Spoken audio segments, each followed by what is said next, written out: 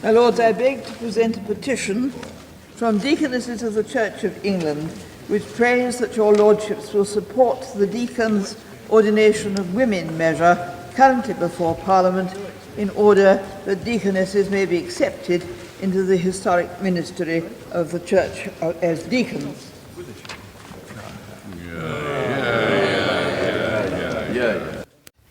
Deacons-Ordination-of-women-measure, the Lord Bishop of Rochester. My Lords, I have the honour to move that this measure be presented for the Royal Assent on Friday next. If, as I hope, your Lordships pass this motion, you were doing what 42 out of the 43 mainland dioceses of England desire, what 80% of the General Synod have voted for, what the House of Bishops has passed unanimously, and that's a notable event in itself, and what was passed last week in another place by 303 votes to 25, the Ecclesiastical Committee of Parliament having found the measure to be expedient. My Lords, the purpose of this measure is to enable the Synod to provide for the ordination of women as deacons, and for existing deaconesses to enter the Holy Order of Deacons. In the Church there are 3 holy orders: bishops, priests and deacons, and the measure will allow women to be admitted to the 3rd of these orders only. I would like to remind your Lordships that in the early Church the diaconate was open to both women and men. It was an order whose members combined a service of caring within the community with a share in the leadership of the worship of the Church. In the Church of England, the order of deacons has long been thought of as little more than an apprenticeship to the male priesthood. Although there have recently been moves here, as there have long been in other parts of the world, towards a distinctive or permanent diaconate. Side by side with male deacons, there has grown up during the past 100 years an order of deaconesses, not recognised as being within the 3rd of the holy orders, but whose service has been truly diaconal. In times past, the main focus of a deaconess's work was with women and children.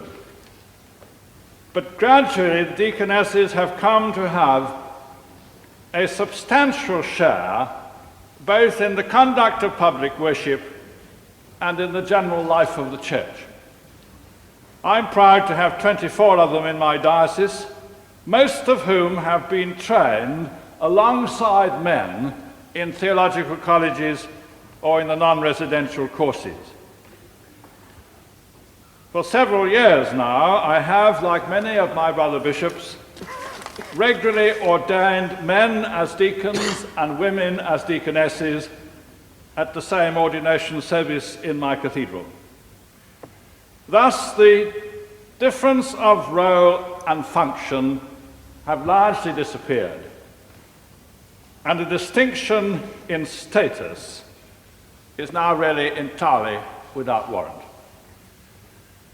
It's against this background, my Lords, that the Lambeth Conferences of Bishops in 1968 and again in 1978 recommended to all the churches of the Anglican Communion throughout the world that the order of deacons should be open to women as well as to men. The Church in Wales and the Episcopal Church of Scotland are among the provinces which have already acted on this recommendation, whilst I understand the Church of Ireland have the matter well in hand. It was in 1981, over 5 years ago, that the General Synod called for legislation to make it possible for the Church of England to do the same. And the present measure before your lordships today is the result. It has been endorsed, as I have indicated, by all but 2 of the diocesan synods, and when it was given final approval in the General Synod in July 1985, the voting was 320 to 81, with more than the necessary 2/3 majority in each of the 3 houses of bishops, clergy and laity. The measure is quite short and a simple one. Clause 1 confers the necessary powers on the General Synod to make provision by canon for the ordination of women as deacons. Clause 2 confers a like power to bring to an end women being admitted as deaconesses, but preserves the rights of those deaconesses who decide not to be made deacons. Clause 3 makes the necessary consequential pension provisions on women becoming clerks in holy orders. I'm sure that your lordships will have noted the categorical statement in clause 1(4) that nothing in this measure shall make it lawful for a woman to be ordained to the office of priest. That is a quite separate issue which is not before this House today. It could well be that it will be our successors in office who will have to consider that issue on its merits if and when the time comes. I would like to tell your lordships that we have no evidence that the admission of women to the Holy Order of Deacon will create any serious problems for our relationships either with the Orthodox Church or with the Roman Catholic Church. Indeed, we know that some of their members, particularly those in their religious orders, have been watching the long, slow progress of this measure with considerable interest. I should like to mention that the measure makes no change in the Marriage Act of 1949, in which Parliament provided that marriages of the Church of England should be solemnised by a clergyman. And this expression is defined in the Act as a clerk in holy orders of the Church of England. In practice, therefore, so far as the secular law is concerned, as a member of the Third Order of Deacons, a female deacon would be a clerk in holy orders, and thus she would be able to officiate at marriages under the 1949 Act. Your lordships may like to be reassured that no alteration to the text of the Book of Common Prayer is proposed. All the 1662 forms of service will continue to be available for use, but to meet a point that was made in the Ecclesiastical Committee of Parliament, an alternative rubric has been added to the ordinal to ensure that when a woman deacon is ordained, the congregation will not be invited to pray that she may go on to the higher ministries of the Church. This was raised in the committee by the Honourable Member for Staffordshire South, Mr. Patrick Cormack, who has since expressed his complete satisfaction with what has been done to meet this point.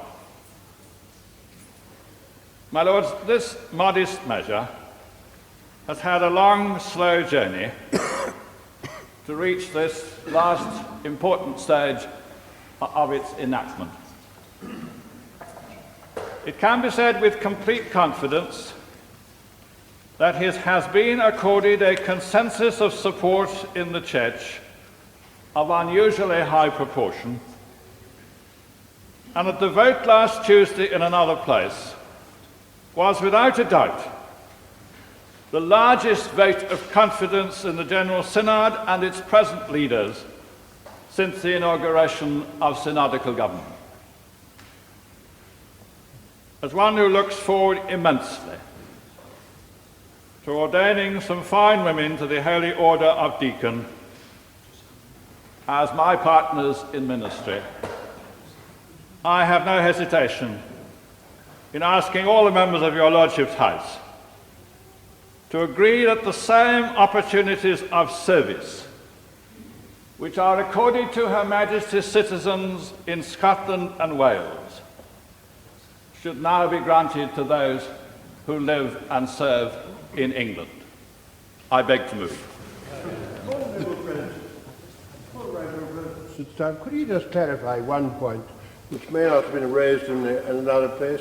Is it the case that women deacons becoming now clergy will therefore be eligible for membership of the House of Clergy? And is it also the case that the size of the House of Clergy will not be enlarged, particularly on that account? The answer to your Lordship's question is that they will become clergy. Whether there will have to be an adjustment in the membership of the two houses, I wouldn't know at this stage, but it would not be a very large adjustment anyway, to keep the numbers more or less equal. My Lords, the question is that this motion be agreed to. My Lords, I will not detain your Lordship's House very long, as the case for this bill has been put in such detail and so adequately by the noble and reverend prelate, and as it has already gone through another pace with an overwhelming majority. I would just like, however, to make 2 points and to restrain myself from saying what I would wish to say about the very limited nature of the advance which is embodied in this bill. It does at least give recognition to the work that women are already doing in the church as deaconesses, and by giving them the status of deacons, recognizing the work and the qualifications which they have had for so long, and the work which they have been doing for so long. And so, from the point of view of the improvement of the position of women, both in the church and in society in general, this is undoubtedly a step forward, which I am sure your Lordships will welcome.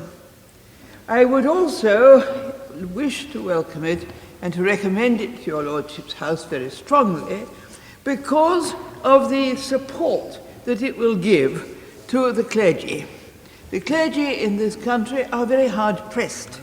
Those of us who are familiar with the work of the clergy in the parishes up and down the country know that many of them are keeping the show on the road, I was about to say, though that is perhaps not quite the right way of putting it, but are keeping the work going against very heavy odds indeed, and that they are unable, in many cases, to do the kind of work which they would wish to do because they are overwhelmed by the routine duties which they have to perform.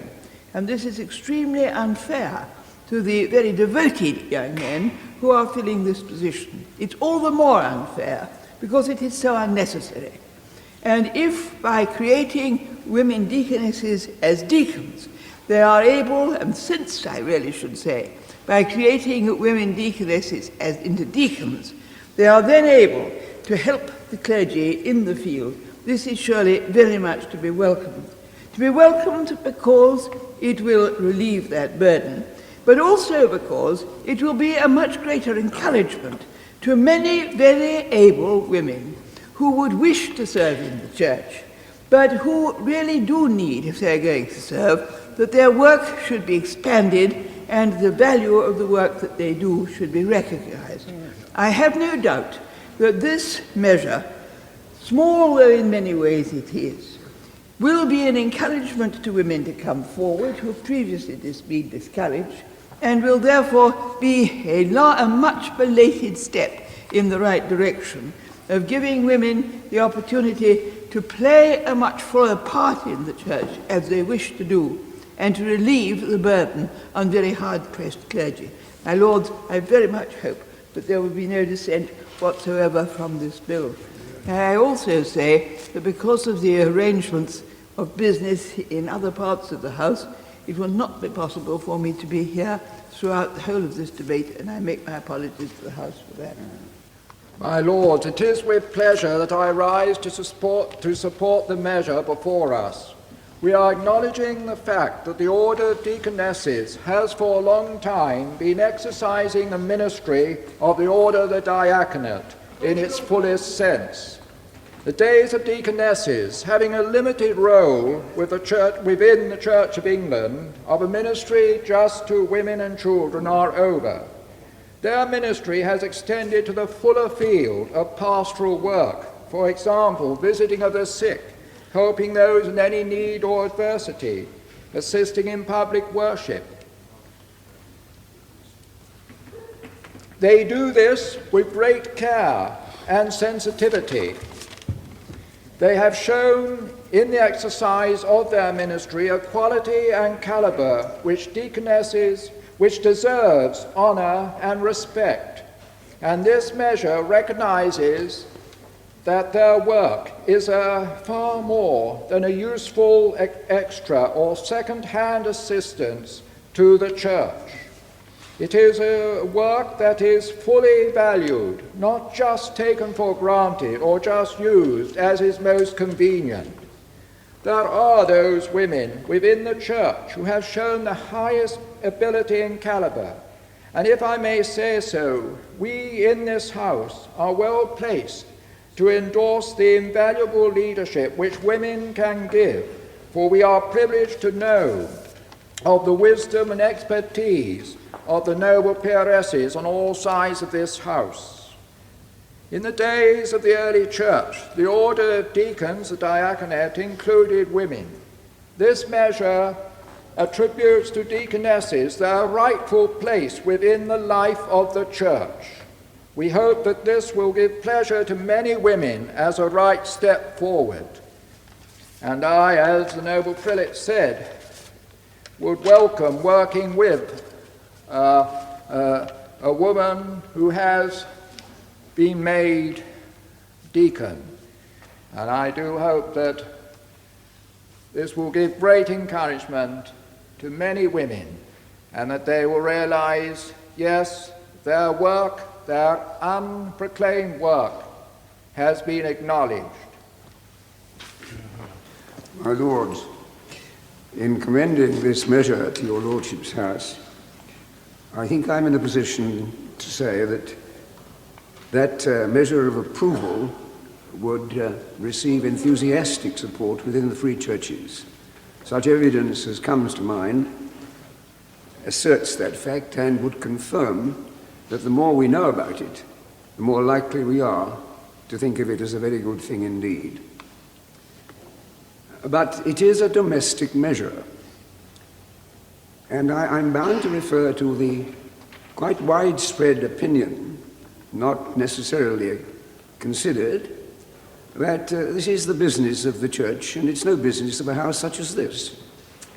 It might have been in the day when the state and the Church were the obverse and reverse of the same medal of practical Christianity.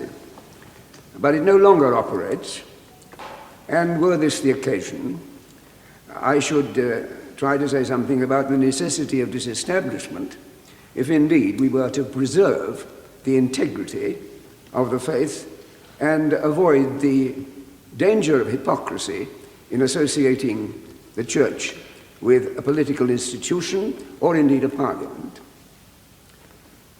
At the same time, I'm well aware that being a domestic measure, it is no business of mine as a free churchman, but I would offer, as if you like, a statement of interest, declare an interest that as a Methodist, I could claim to have a rather more intimate relationship with this measure than some other members of the free churches.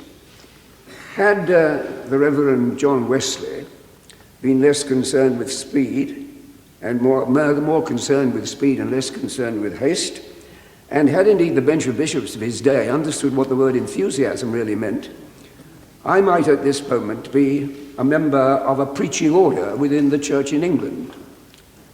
That would be my earnest hope, though that looked a bit spry at my time of life, if it's going to be fulfilled before I get to the end of this earthly pilgrimage. Nevertheless, my lords, it does seem to me to be a very important contribution to that increasing awareness, both in the free churches and outside the churches, to say nothing of the Church of England, that it is a piece of heresy bordering on blasphemy to assume that in the higher reaches of divine grace, the only appropriate channels are those masculine.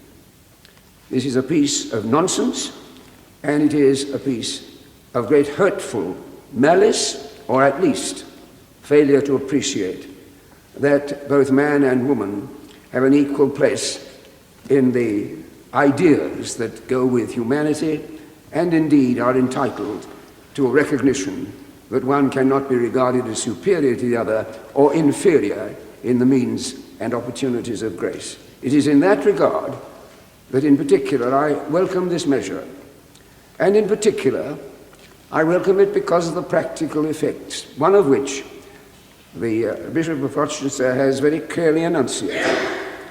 It is the facility which is now offered to the deacon as a woman to counsel those for whom and with whom she will later perhaps be celebrating holy matrimony. I sometimes think that young celibate parsons who talk about the difficulties of marriage and officiate at marriage ceremonies really know very little about it. And in any case, the problem of marriage is, in my experience over a very long time now, much more a problem to face the woman than the man, in the initial stages at least.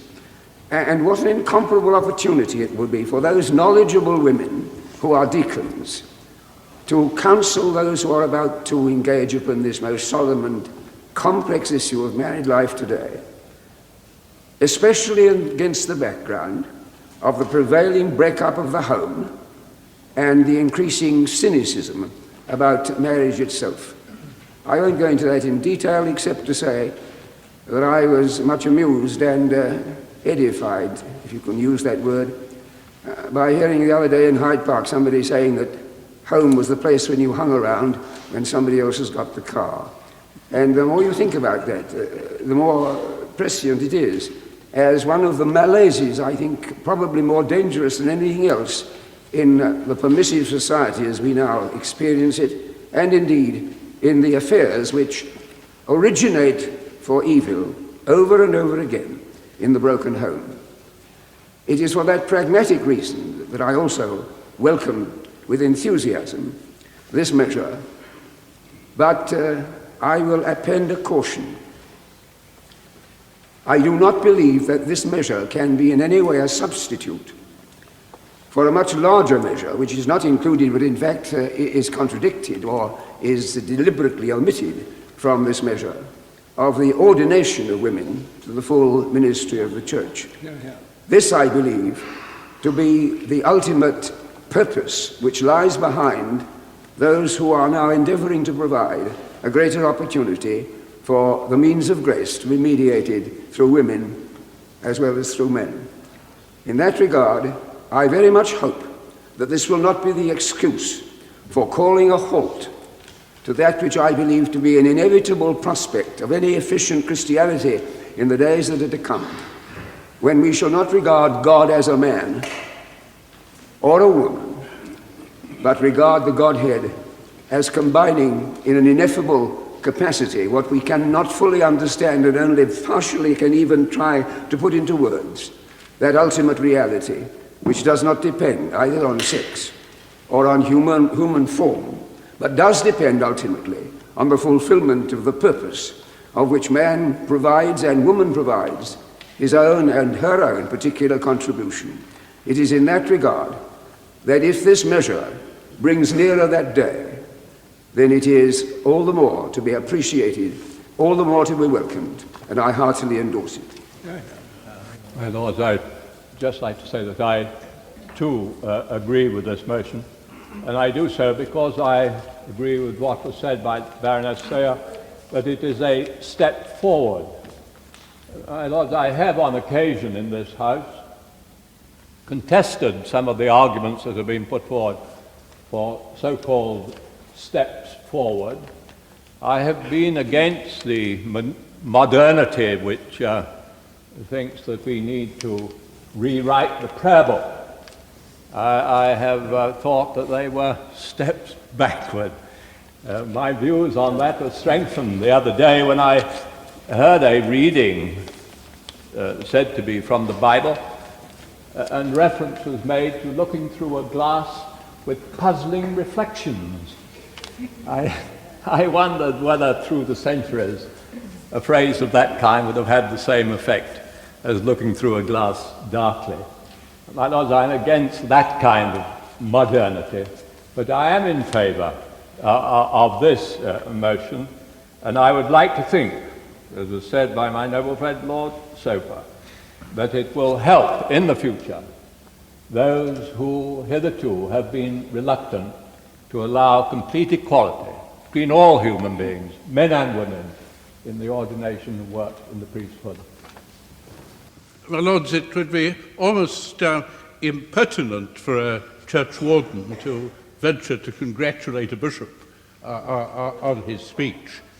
But were it not for that inhibition, I would like most sincerely to thank the Right Reverend Prelate, the Bishop of Rochester, for the extraordinarily clear and fair exposition which he gave of this measure, which I think all of your Lordships very greatly appreciated.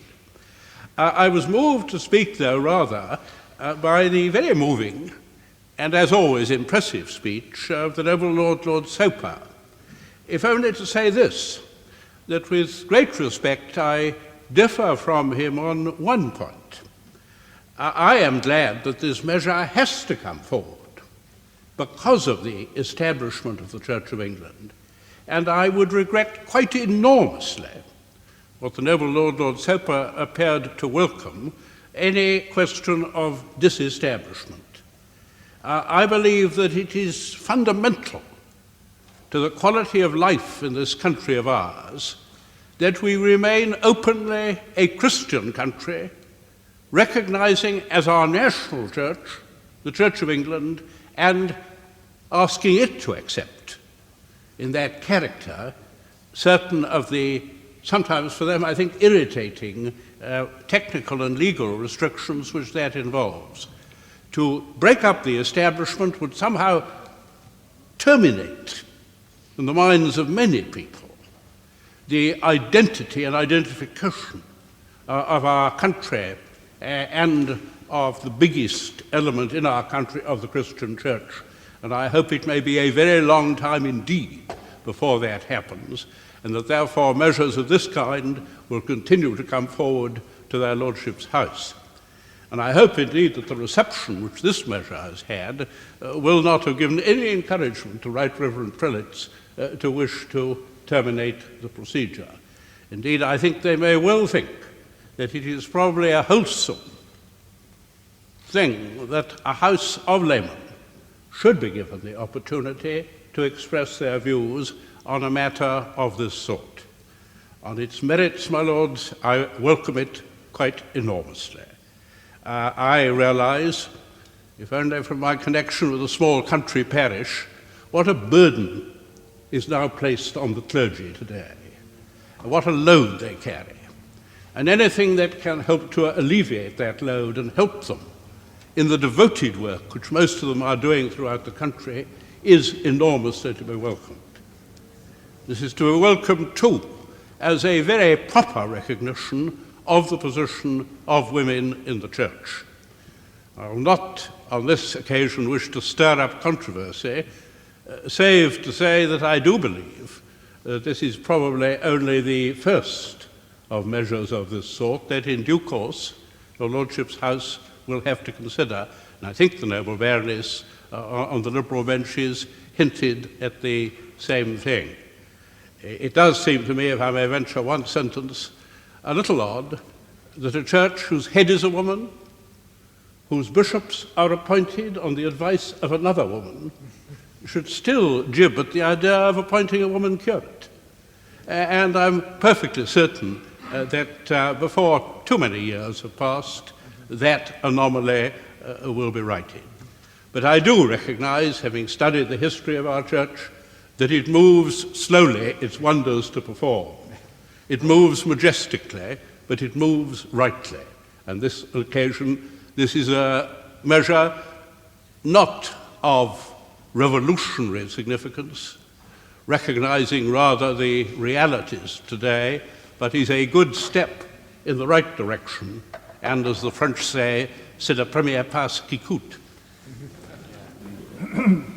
Lords, I would like very briefly to add a few words and to say how very much I welcome this measure and give it my wholehearted support.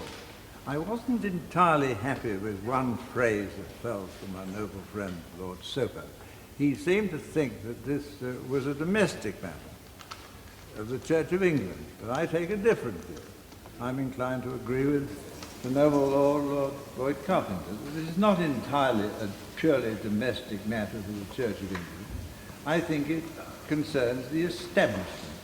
I think it concerns society, and I think it reinforces the cherished position which the Church of England enjoys in our national life. I'm glad to think that this measure has reached this stage with very little opposition, either in the Synod or in Parliament.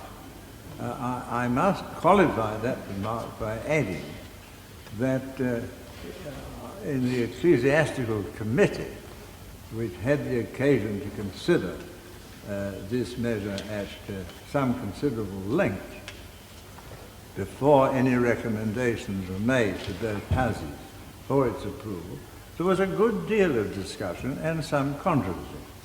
And part of that controversy led, as the Right Reverend Prelate has mentioned, to the introduction of a very small verbal change in the Book of Common Prayer, inspired, as the Right Reverend Prelate has said, by some observations of Mr. Patrick Campbell, Mr. Patrick Cormack, in another place. And I think that slight modification in the liturgy should not occasion any concern to anybody who was predisposed to oppose this measure. The measure was opposed in some quarters in the belief that if this measure were enacted into law, it would be a prelude to proposals for the ordination of priests. I think it would be totally wrong to regard this measure as any necessary prelude to that step. Steps may or may not be taken in that direction in the near future. And if so, they will be considered on their merits. I prefer to think of this measure, a very modest, limited measure, as being in the sequence of steps which have been taken over the last century to recognize the importance that women play in our national life. In all other fields of our national life, over the last century, increasing recognition has been given to the contributions made by women in various fields, notably in literature, in the arts, in politics, and in medicine, and in various other branches of our national life. It seems to me, therefore, that this measure merely brings into line the social recognition of the contributions that can be made by women in our national life. And I'm happy to think that the Church of England has come into line, and by this measure is affording to women an opportunity to play their part as ordained women, as deacons in holy orders, in the contribution that the Church of England makes in our national life. I cordially support this measure. I hadn't intended to intervene, and I will only do so for a moment. But in view of one or two things that have been said, I think it's only fair another point of view should be mentioned. My noble friend, Lord Boyd-Carpenter, referred just now to the Queen as the head of the Church. As far as I'm concerned, the head of the Church is Christ. And the most that the Queen can be is a protector of the Church. We have been, I was particularly thankful. My noble friend along, whatever his theological views, which I greatly respect, as a matter of law, he is wrong. The Queen's title is head of the Church.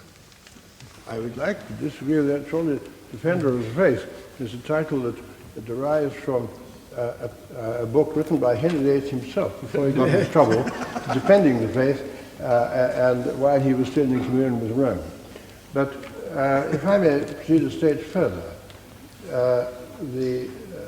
I was very glad to hear the words of the Right Reverend Prelate in relation to the ordination of women as priests, in that he said this is a matter to be decided later on its merits.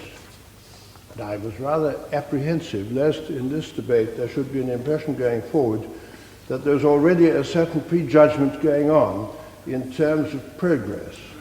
I don't want to go into the depths of this argument one bit, but I think it's only fair to say that whatever deacons there may have been who were women in the early church, the fact is that there were no priests who were women, that Christ did not choose women to be priests or apostles, and this was in an age when the surrounding religions all had priestesses.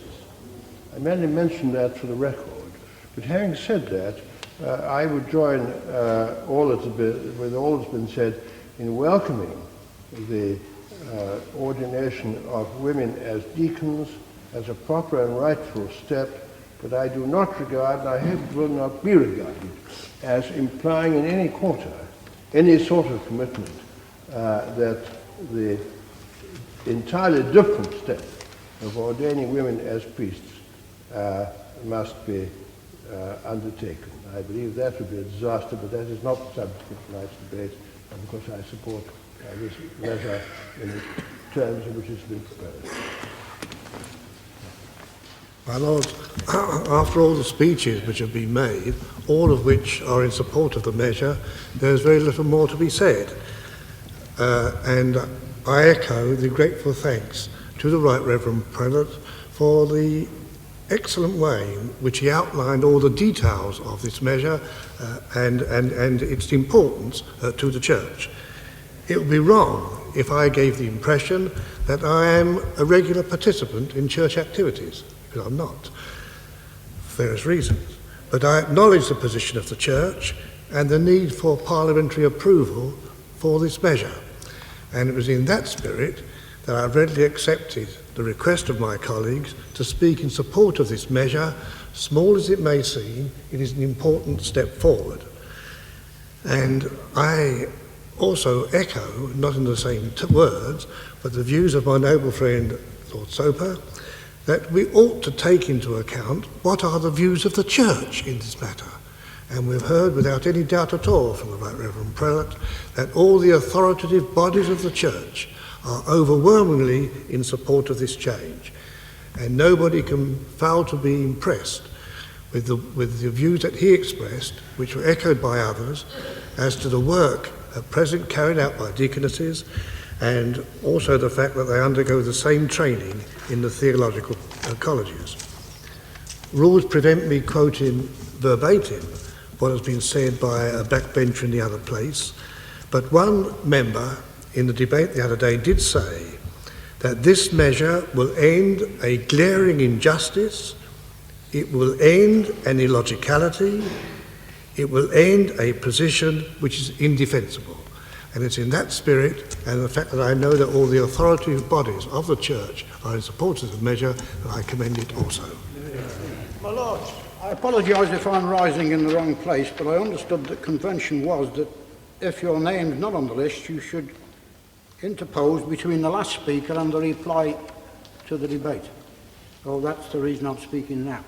I didn't intend to speak, but I'm rather puzzled because the noble Lord Boyd-Carpenter expressed his desire that this country should remain a Christian country, and that we certainly shouldn't move towards the disestablishment of the Church of England.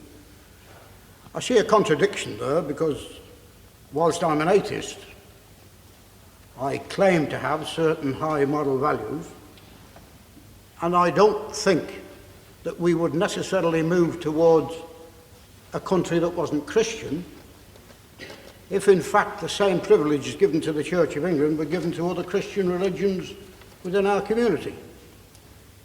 On the other hand, if we will persist in saying that in some way the Church of England is entitled to be more privileged than, say, the Roman Catholic religion, that won't help in removing the bitterness and the crimes that are committed in the name of Christianity in certain parts of the United Kingdom. And neither will it lead to a situation where Christians really see the brotherhood of man as an achievable immediate object. I say that arising from the debate. It isn't important really, because it's only an expression of view of an atheist who, in my opinion, have no rights to be sitting here determining the future of the Church of England. That's the way the law goes. That's what the Church accepts. And therefore I'm here. What a farcical situation it really is when we talk about the one most important thing in life, that is the whole of creation and the moral attitudes of people, when that kind of thing can be created. Quite frankly, I am in favour of the disestablishment of the Church of England. I think that religion and moral values and spiritual values should spring from the individual himself. And it brings me to really the only, in my opinion, the only important reason why I'm on my feet now. Because when the... Did I hear an interjection from somebody? I thought somebody was making a snide remark I'd like to reply to. No. I'd like to ask the noble prelate who moved the motion one question. What were the principles and values or rules or regulations that have prohibited women from being accepted into the church in this high office up to now? I don't know them, and I'm asking purely for information purposes, because you never know, I may intend to go through a lobby, if there is a lobby. And are those principles, values, rules, or what have you, being weakened by this present measure? And if they're not being weakened by this present measure, then why on earth, in the name of common sense, can't the measure be extended to priests and bishops? My Lords, I'm extremely grateful to all of your Lordships who have taken part in this brief debate.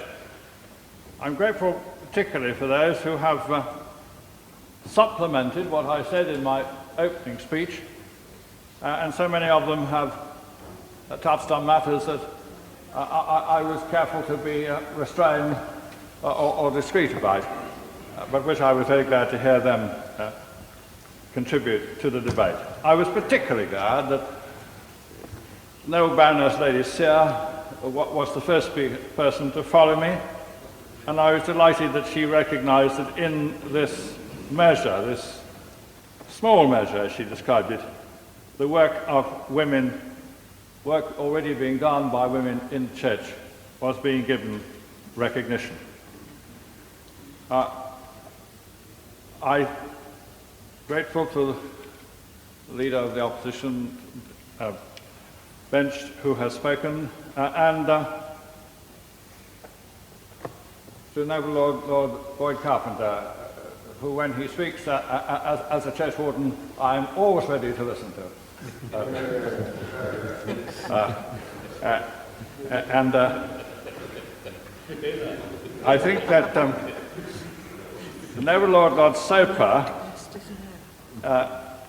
in his own inimitable way, of course, broadened the whole matter to one of disestablishment, which others have followed. I must confess, my lords, that the strongest argument in favour of disestablishment is the prospect of having Lord Soper in some kind of Anglican order. But I do wonder whether he, and perhaps others, rarely want to revive the talk of disestablishment with that public disavowal of the Christian faith that it would be. Some of us on these benches would prefer, so much prefer, to work towards a broadening of the establishment.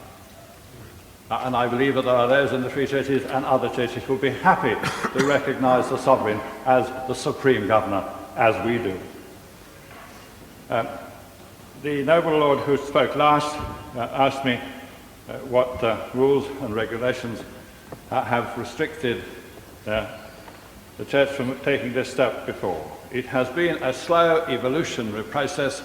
This measure carries things forward. It certainly in no way puts them back. And we, as others have indicated tonight, there are many who would wish to take it still further and expect to do so before long. My lords, I'm grateful to those who have recognised the pressure under which the clergy work in many places today.